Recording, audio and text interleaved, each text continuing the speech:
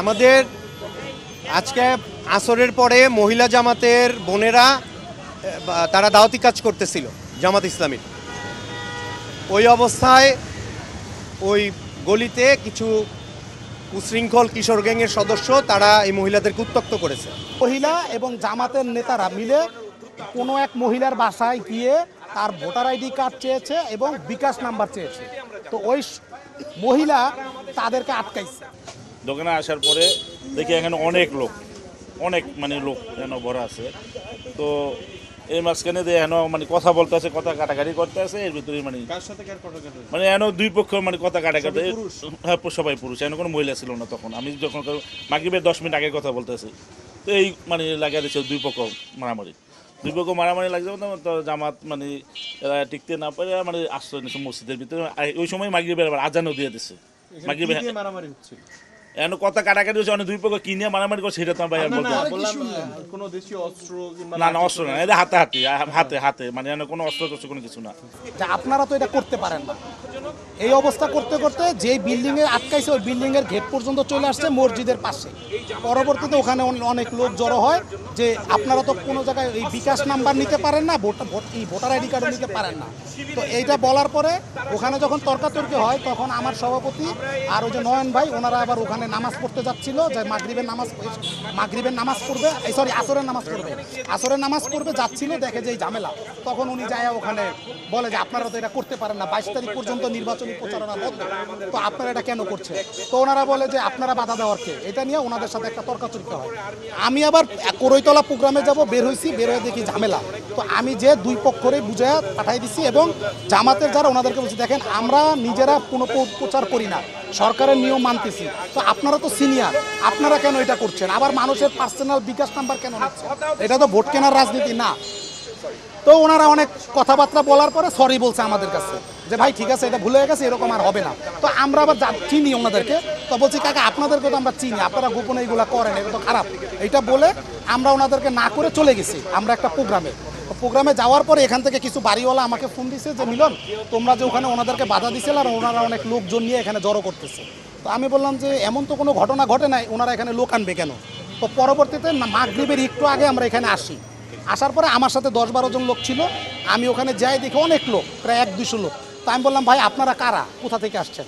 পরে কথা বলে না। আমি বলছি ভাই আপনারা কোথা থেকে আসছেন, এত লোক কারা? আর আপনাদেরকে তো আমরা এলাকায় চিনি না, আপনারা কারা?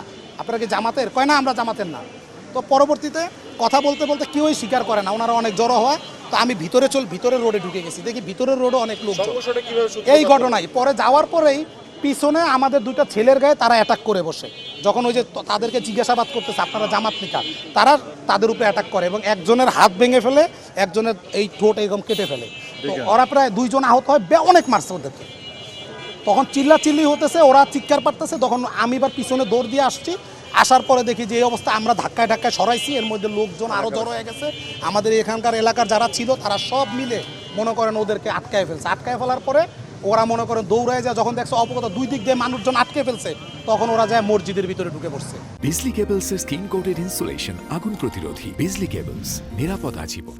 দাওয়াত বা প্রার্থীর নাম বা কোনো মার্কা বা কোনো লিফলেট কিছুই না, তারা মুখে মুখে দাওয়াতি কাজের জন্য, জামাত ইসলামে যোগদানের জন্য তারা দাওয়াতি কাজ করতেছিলেন মহিলারা। এটা আমাদের গ্রুপ প্রতি সপ্তাহেই নিয়মিত রুটিন গ্রুপ দাওয়াত, এটা সারা বছরই চলে, নির্বাচনের সাথে এটার কোনো সম্পর্ক নাই।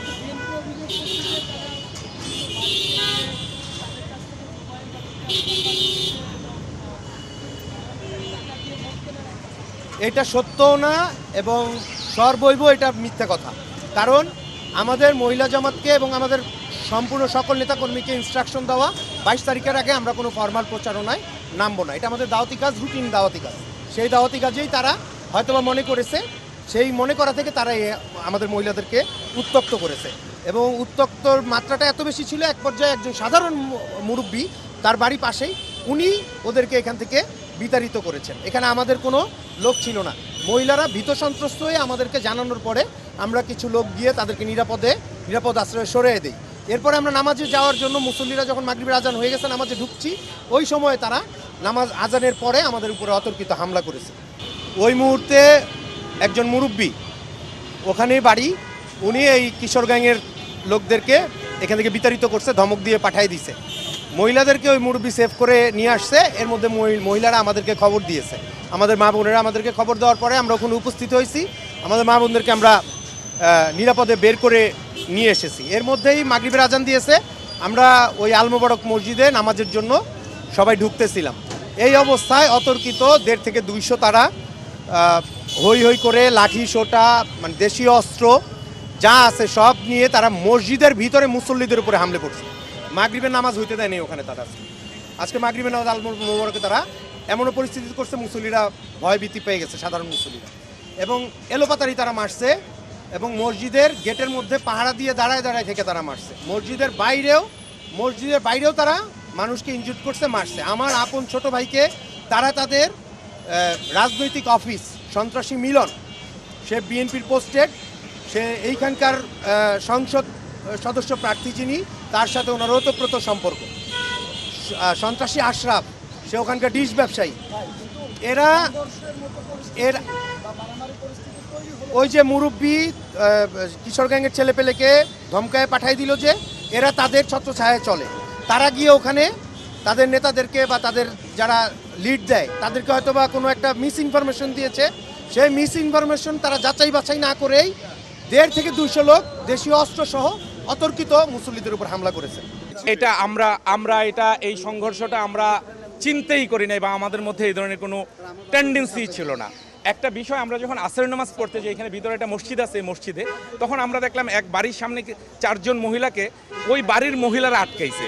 তো আমরা জিজ্ঞাসা করলাম যে ভাই কি হয়েছে, তো বললো যে এখানে ওনারা আমাদের এনআইডি কার্ড চাচ্ছে, এনআইডি কার্ডের ফটোকপি চাচ্ছে, আর আমাদের বিকাশ মোবাইল নাম্বার যেটা ওই নাম্বারটা চাচ্ছে। তো তারা এটা নিয়ে অপরিচিত, এই মহিলাগুলো এই এলাকার না। তো এই বিষয়টা নিয়ে যখন কথা হচ্ছিল তখন আমি জিজ্ঞাসা করলাম যে ভাই আসলে কি হয়েছে বলেন, বলে এটা। তা বলে না আমরা ভোট চাইতে আসছি। তা আমি বললাম যে আপনারা তো এটা চাইতে পারেন না, নির্বাচন কমিশনারের যে নীতিমালা আছে এই নীতিমালাটা আপনারা 22 তারিখ থেকে করবেন। আমরা এখানে বিএনপি করি, আমরা আজ পর্যন্ত এই নির্বাচন কমিশনের নীতিমালা আসার পরে আমরা কারো কাছে ভোটের জন্য যাইনি।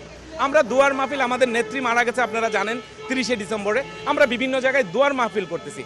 আজকেও আমাদের একটা দুয়ার মাহফিল ছিল করইতলা, শেওড়াপাড়া করইতলা একটা দুয়ার মাহফিল ছিল, আমরা ওইখানে যাব প্রিপারেশন নিচ্ছিলাম আসরের পরে।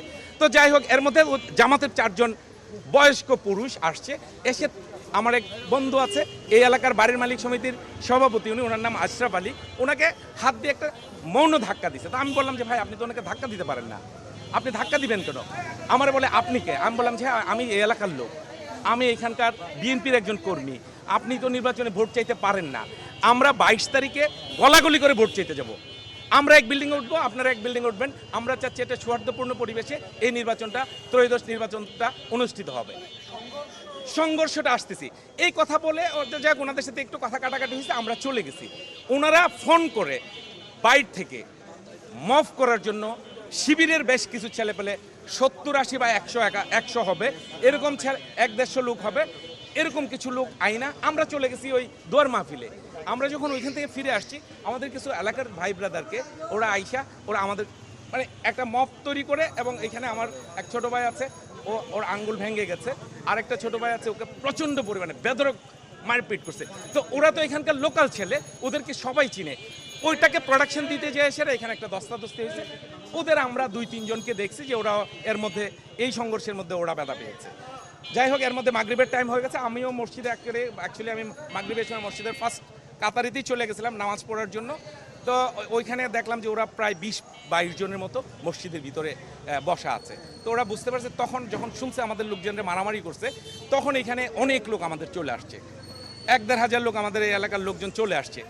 আমরাও আসলে এখানে ছিলাম। যাই হোক, পরবর্তীতে ওনাদের লোকজন, ওনাদের যারা সিনিয়র লিডার আছে, ওনাদেরকে খবর দেওয়া হয়েছে, ভাই ওরা জামাত করে, ওরা পরিচয় দিতে লজ্জা পায়, আমি জামাত করি। ওনাদের সিনিয়র লিডার, আমরা ওনাদেরকে বলছি ভাই মারামারি যা করছেন আমরা সমাধান করে দিব।